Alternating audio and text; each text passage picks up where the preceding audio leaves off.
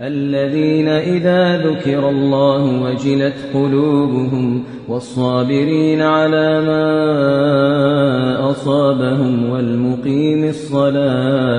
والمقيم الصلاة ومما رزقناهم ينفقون والبدن جعلناها لكم من شعائر الله لكم فيها خير فاذكروا اسم الله عليها صواف